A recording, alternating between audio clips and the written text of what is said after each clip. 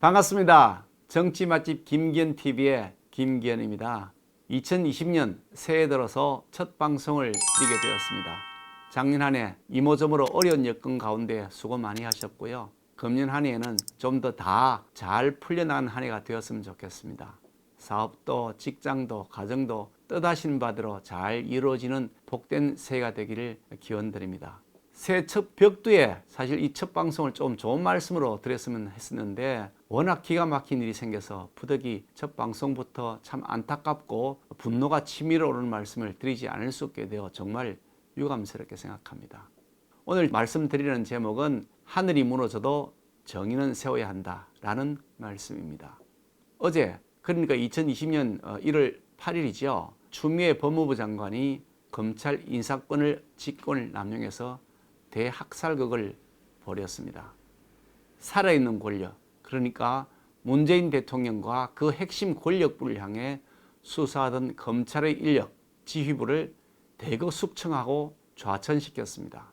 그런 다음에 자신들의 핵심을 그 자리에 다 배치하는 학살극을 벌인 겁니다.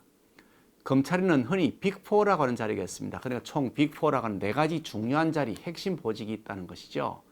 그것이 서울중앙지검장, 그리고 공공수사부장, 또 그리고 반부패강력부장, 그리고 검찰국장, 이 4개 자리를 핵심 보직이라고 합니다.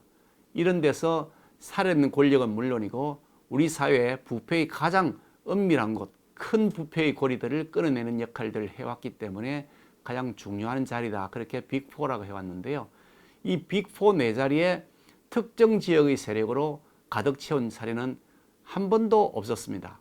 노무현 정부 이래 전부 조사를 해봐도 특정 지역 출신이 이 빅4 4자리를 다 차지한 적이 없었는데 이번에 대학살극을 벌이면서 호남 지역, 특정 지역 세력으로 가득 채우는 그런 일을 법무부 장관이 저질렀습니다. 물론 인사권자는 문재인 대통령이니까 추미애 장관이 했다고 할 수가 없겠죠. 문재인 대통령이 명확하게 한 것이죠.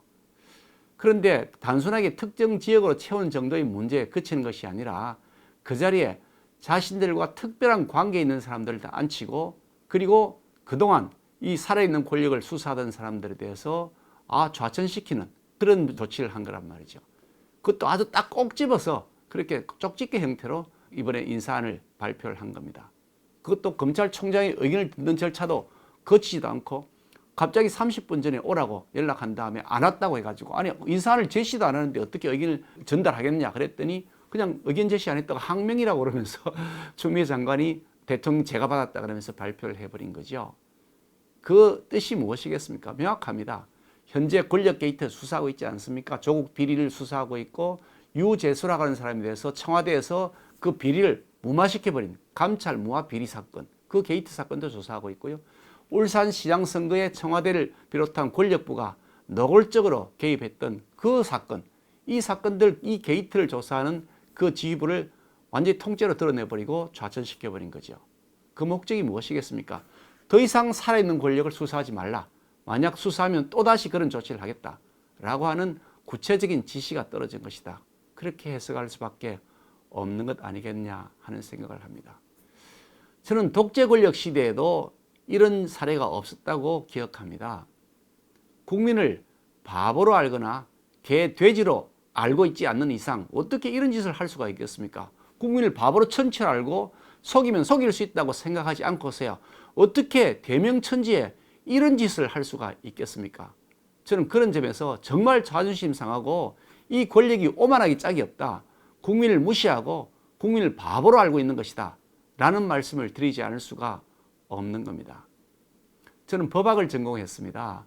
그러니까 법과대학 4년을 다니고 법과대학은 2년을 다니고 총 6년 동안 법학을 공부하고 그리고 사법고시를 거쳐서 지금도 법률가의 자격을 갖고 있는 사람입니다만 6년 동안 학교를 다니면서 제가 봤던 것이 오랫동안 기억에 남는 것이 있습니다. 그리고 법률가로서 평생 살아갈 동안 늘 그것을 제 머릿속에 떠올리는 것이 있는데 그것은 바로 하늘이 무너져도 정의는 세워야 한다라고 하는 법언입니다. 법언이라고 하죠. 그러니까 명언, 격언 같은 것입니다. 법률적 격언이다 이런 의미죠. 이게 임마누엘 칸트라고 하는 독일의 아주 유명한 철학자가 한 말인데요. 어떤 경우에 있어서도 아무리 위급한 상황이 오고 그리고 최악의 상황이 온다고 하더라도 반드시 정의를 세워야 한다라는 얘기지요. 그런데 이게 사실은 이게 법과대학 입구에 보면 정의의 종이라고 이렇게 종이 세워져 있습니다. 그러니까 그 종을 보면서 늘 경각심을 가져라. 학생들에게, 법학을 공부하는 학생들에게 학교 그 입구에, 법과대학 입구에 이렇게 세워져 있었는데 그 종 밑에 팻말이 이렇게 있습니다. 하늘이 무너져도 정의는 세워라. 그것을 4년 대학 다닐 때 또 2년 대학원 다닐 때 6년 내내 그것을 보면서 법률가의 양심은 하늘이 무너져도 정의를 세워야 된다는, 거기에 초점이 맞춰야 된다는 것을 배운 거죠. 추미애 장관도 법학을 공부한 사람입니다. 그리고 판사도 했던 사람이고요. 현재 법무부 장관입니다. 그런데 다른 장관이 어떻게 하든 심지어 대통령이 어떻게 하든지 간에 거기에 상관없이 법무부 장관은 하늘이 무너져도 정의를 세워야 된다는 관념에 입각해서 사안을 처리해야 되는 겁니다. 그런데 이 장관이 임명되자마자 곧바로 처음 작품으로 내놨다는 것이 정의를 무너뜨리는 짓을 했으니 이런 사람이 어떻게 장관 자격이 있겠냐. 당장 탄핵시켜야 된다라는 말씀을 드리지 않을 수가 없는 겁니다. 물론 형법상의 직권남용에도 해당되기 때문에 처벌받아야 마땅할 것이라고도 저는 말씀드리고 싶습니다. 이 근대시대에 와서 이 왕정시대, 근대의 왕정시대로부터 근대 민주주의로 넘어오던 과정에 있어서 매우 중요한 변화가 있었습니다. 왕정시대와 민주주의 시대, 이게 그 18세기 무렵에 이제 넘어오게 된 그 시대에 어떤 중대한 변화가 있었냐면 예전에 왕정시대는 인치주의였습니다. 그래서 사람이 결정해버리면 그것이 끝입니다. 짐이 곧 범이다. 짐이 국가다. 내가 왕이다. 내가 결정하는 것이 법이다. 그것이 최종 결정이다라고 했던 시대에서부터 그게 아니다. 법에 의해서 모든 것이 예측 가능하고 최종 결론도 법에 의해서 내야 된다는 것이 법치주의인데 인치주의로부터 법치주의로 옮겨간 것. 그러니까 사람이 다스리고 결정하는 것이 아니라 그 시스템에 의해서 법에 의해서 결정하고 다스리는 것이라고 하는 이 획기적 변화가 왕정시대로부터 근대 민주주의 시대로 옮겨가는 아주 중요한 변화였습니다. 그것이 오늘날까지 계속 이어져 오면서 법치주의가 이 사회를 이끌어가고 있고 그것이 민주주의를 지탱하는 아주 중요한 근간이 되어 있는 겁니다. 그런데 현 정부 들어서는 법은 온데간데 없고 그냥 대통령이 정하면 그것이 법이 되고 장관이 대통령 명을 따를 때는 법을 무시하고 자기 마음대로 따라버리고 그래 놓고 그것을 잘했다 그러고 거기에 대해서 아니라 그러면 항명이라 그러고 하는 시대로 지금 바뀌어가고 있어서 이게 민주주의 시대로부터 다시 절대주의 시대로 왕정 시대로 복귀하는 것이 아닌가 하는 두려운 마음까지 드는 것은 제가 사실 솔직한 고백입니다. 그렇지만 저는 이렇게 생각합니다.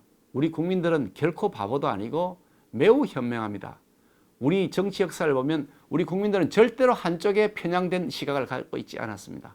한쪽으로 기울어지면 다른 한쪽에 다시 힘을 실어서 균형을 맞춰 주셨습니다. 그리고 국민은 잠시 속는 것 같아 보이지만 결코 그렇게 쉽게 속지 않는 해안을 가지고서 판단해 주셨습니다. 그런 점에서 이제 곧 다가오는 4.15 총선, 이 총선이야말로 우리 국민들이 이 오만한 정권을 심판할 때다. 이 오만하기 짝이 없고 국민을 무시하는 이 정권에 대한 심판의 칼을 들어야 될 때라고 저는 생각합니다.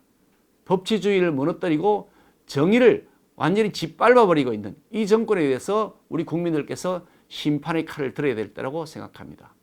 경제가 무너져서 엉망이고 폭망인 상태에도 불구하고 계속 국민을 속이고 거짓 쇼만 하고 있는 이 정권에 대해서 우리 국민들께서 4.15 총선 때 꼭 심판의 칼을 들어주실 것이라고 저는 확신합니다. 또 그렇게 될 수 있도록 저도 열심히 최선을 다해서 제일 앞장서서 이 정권의 잘못에 대해서 국민들께 설명드리고 호소하고 국민들과 함께 호흡하면서 미래의 대한민국, 미래의 우리 자랑스러운 행복한 국민 시대를 열어갈 수 있도록 저도 최선을 다하겠다는 말씀드립니다. 어떻든 새 한 해는 그런 희망을 가지고 앞으로 전진해 나갔으면 좋겠다는 말씀 드리면서 오늘 말씀을 마치겠습니다. 감사합니다.